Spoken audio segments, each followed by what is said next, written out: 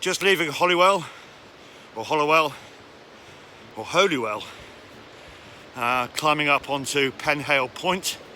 Then beyond that, the marvellously named Ligger Point. Really looking forward to the penultimate day's challenge. Going to see a lot of tin mining stuff today. We're heading for Porthtowan, and to get there we go past St Agnes, I think. Or is that tomorrow? I've lost my bearings. Yeah, St Agnes today. Top of the cliffs, and we came to Penhale Camp. Abandoned in 2010, sold off by the Ministry of Defence. Pretty grim conditions for the poor bloody infantry, and very sadly in 1940 a whole bunch of folk who managed to survive the Dunkirk evacuation were stationed here, and the first ever bombing by a lone Luftwaffe bomber hit this camp and killed 23. Closed and sold for development, which is yet to happen. I'm just reflecting on my last little video bit, talking about the grimness of the conditions that the poor bloody infantry had to hunker down in at times of conflict and also during training. And what I neglected to mention, of course, is you wouldn't catch the officers in these shit tips. They'd be up in their separate mess. Fine dining, and quail, and asparagus, and the finest of meats. It's never changed, has it? 'Twas ever thus. It is today what it was back then. It's an absolute crap for the majority. Comfort and luxury for the officer class who still fucking run the show. When will it ever change? Not in my lifetime, I suspect, but when will it ever change?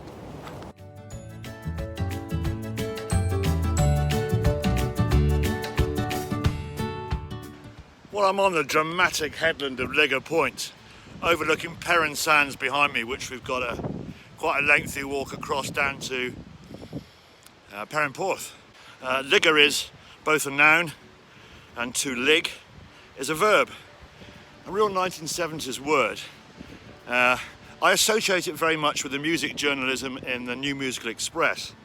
And to lig, to go ligging, was to be a kind of slightly debauched, dissolute character who turned up in pubs across London, watching bands trying to make their name, and kind of never paid for a drink, schmoozed with the band, scrounged fags and doobies, or reefers back in those days, and generally never put his hand, and usually a he, could be a she, but mainly a he, never put their hand in their pocket. And that's the definition, that's the noun, that's a ligger.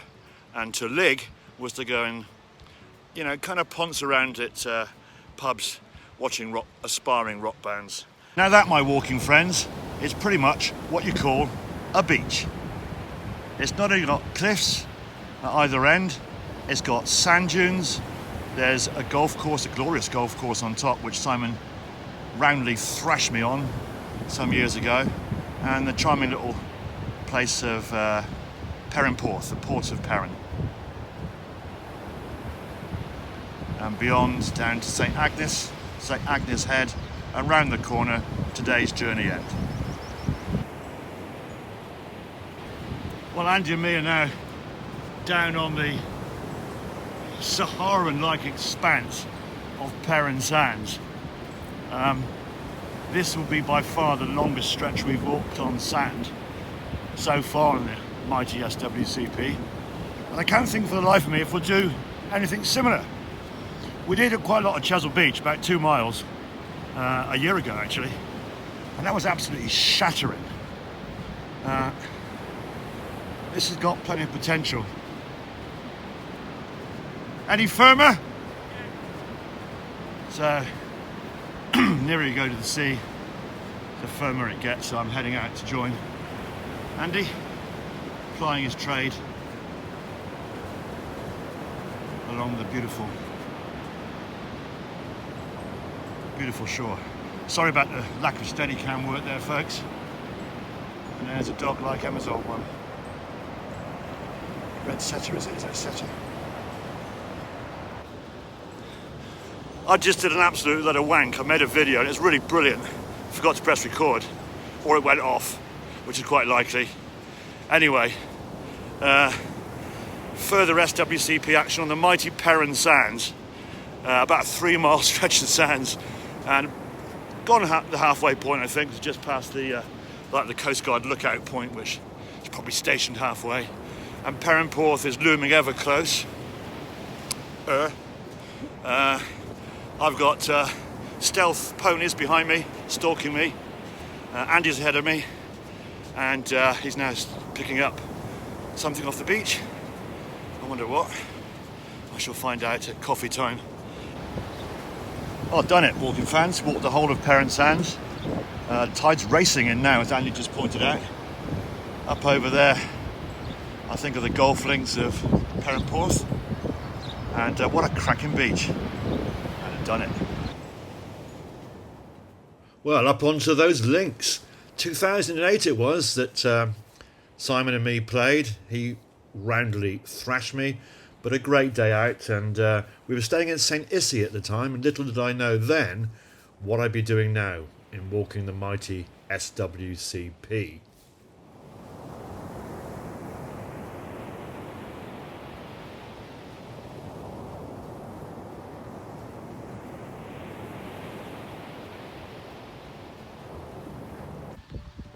Well, different things behind wire fences now, and from here on in, so as we walk further south, southwest on the mighty SWCP, we will see lots of this. This is a shaft, and there's one just over there.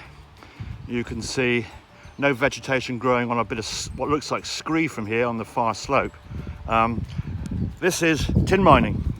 The tin mining that once was a genuinely world-leading industry. We're one of the major producers of tin, copper, zinc, lead, all the metals. So, fascinating legacy, brutally hard work.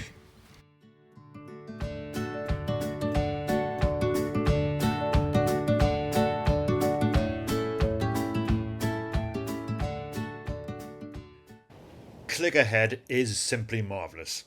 What a landscape. All the rock types you could wish to see if you're a geologist, including granite, forming the part of the, well, a little style here really. And then all around you, you can pick up any handful of gravel you like and you'll find minerals in there, particularly the tin, the dark coloured tin. You can see it in the walls. Look at that lovely split open pebble there. And shot through this particular rock, veins of quartz, it's in there, that dark coloured stuff, that's the tin. That slab, I think, pretty much is the bedrock, the Devonian slate, so typical of this area, as are much of the cobbles in this wall.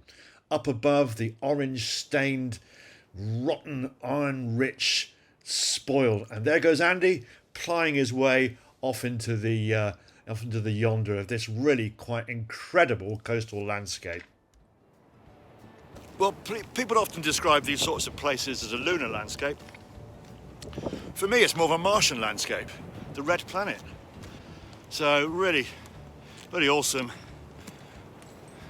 big, physical, quite visceral example of this brutally hard working industry where the profits, yet again, were taken by the few, and the poor working man and his supportive woman who wasn't in the workforce, tending to the kids back at home and all the rest of it, and having equally as tough a life, if not tougher in some respects. I keep on sort of making these political points, don't I, in my little musings and wanderings, and it's one of the things that's really come fiercely home to me on this walk. The physical labour required to produce the landscape you see around you, produced by the many at minimal pay, savage working conditions, lining the pockets of the few.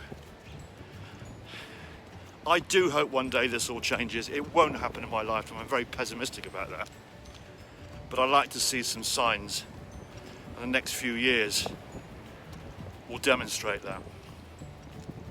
We shall see. I'm not holding my breath. Click Ahead is something else. It really is a splendid, splendid place.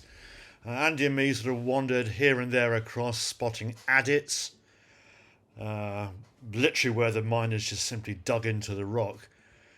Amazing, an old munitions factory. Nitroglycerine was manufactured here, and there were several disasters at that place back in the day. Wandering across this gravelly heathland landscape, I was amazed to see these incredible crags of rock, crags of granite basically, shot through with black veins. The black veins are where the minerals are, where the tin is. You can think of these veins as a bit like the furred up pipes in your central heating system, or perhaps better still, sadly for me, although I've recovered from it fully, the blocked up arteries around my heart back in 2019, all sorted out with a stent now, of course. The black is the mineral rich part of the whole process, and the white stuff, well, that's the granite, and the granite that was really rotten by these hot acidic waters flushing through all those millions of years ago.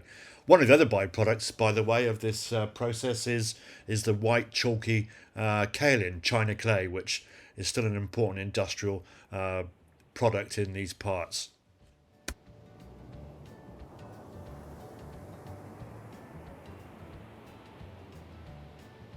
I recall watching a television programme about living off-grid during the winter, perhaps. Ben Fogle does rather a nice little series in his la-di-da way, but I do quite like him actually. He's a very natural presenter, and he's had some hardcore challenges, and one of the things he does in his programme is to go and live with some folk who live off-grid.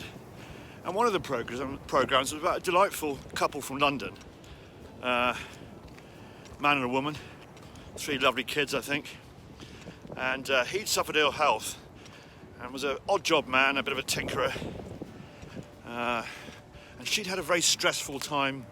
I think she was in social work, had a very stressful time, had been abused herself, but a lovely woman. And they did a very brave thing. They bought a plot of land just somewhere off to the left of me now, somewhere up there, with nothing on it. They had a water supply, and they've now got power. And they've basically lived down here in very, very sort of modest circumstances, somewhat reminiscent of how people might have lived back in the day. And through grit, determination, perseverance, ingenuity, they forged a new life for themselves down in these lovely parts, which of course most of us see at their best in the spring, summer and early autumn.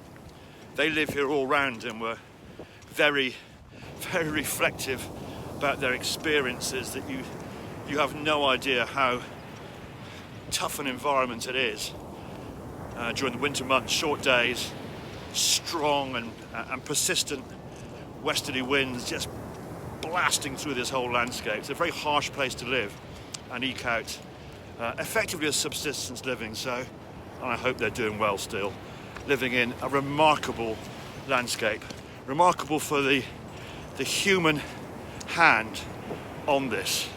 I mean, just check it out. Check it out we did as we walked along the cliff top to the southwest towards a place called Blue Hills, a lovely drop down into this valley, which is famous for some stream tin mining and also smelting. Lovely grassland, beautiful flowers, and a nice crunchy path to walk over. So Blue Hills was pretty memorable. One of the most fascinating things about it was, as we came up the other side, past the chimneys and the remains of tin activity, we hit an astonishing some motor vehicle course, site of a big annual event here, just to the immediate just to the immediate east of St Agnes itself, where we duly had a very pleasant lunch, sat on a lovely terrace overlooking the beautiful sea, and watched a group of surfers risk their life and limb as they surfed amongst some very jagged rocks and underneath some pretty foreboding cliffs. We walked on and up and out of St Agnes and reached St Agnes Head itself. Just met a charming chap on the path and his daughter, who expostulated to me in some detail about the stunning flower display, little knowing that I know next to nothing about our floral friends. So I hit him with a bit of geology and told him about metasomatic and metamorphic rocks, thrust structures and the like over at Cligger Head, which he loved. And he loved a bit of parley. And he then came up with a very strange comment in front of his daughter. He said, what I need is I need to find a woman, he looked about 80 by the way, I need to find a woman who has a PhD in geology and a washing machine. Blimey! His daughter, I think, probably in a state of despair at this incredible comment. Once round St Agnes Head, we turned due south.